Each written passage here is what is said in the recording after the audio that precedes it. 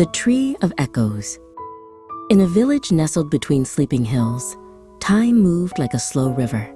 Here, a legend was whispered only when the seasons turned a full century.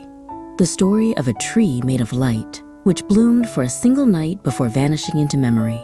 In her attic room, a young, curious girl named Elara watched the forest, her heart full of questions the quiet village could never answer. On the other side of the village, an old man named Silas sat on his porch, wrapped in a blanket of solitude. He had seen almost a century of seasons pass, and his heart was heavy with memories that had no one left to share them with.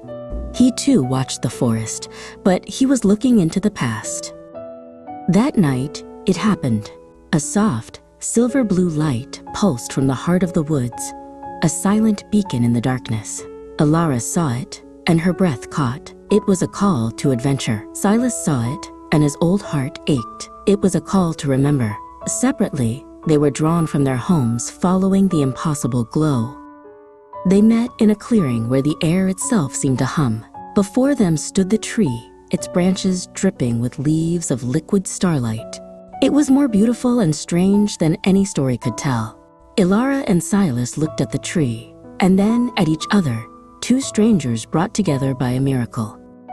Wordlessly, they walked closer and sat beneath the luminous canopy. The light felt warm, like a forgotten memory. As they sat in the shared silence, the light began to shift.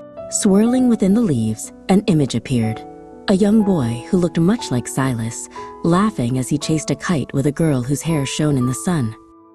Elara watched the memory fade and saw the profound sadness in the old man's eyes. Then, the light swirled again, showing a new vision. It showed a girl who looked just like Elara, not alone, but sitting with another child, sharing a secret under a summer sky. It was a promise of a future she desperately hoped for. Silas saw the girl's lonely wish reflected in the light. "That was my sister," he said, his voice raspy. "She loved to fly kites." Elara looked at him, her heart open.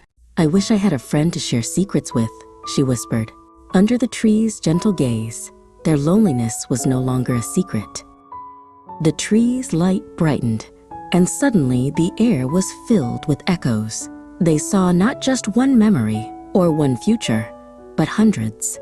A newly married couple carving their initials into an ancient bark, a mother singing a lullaby to her child, a lonely traveler finding a moment of peace. Generations of hopes and heartaches, all held within the tree's light. They understood then.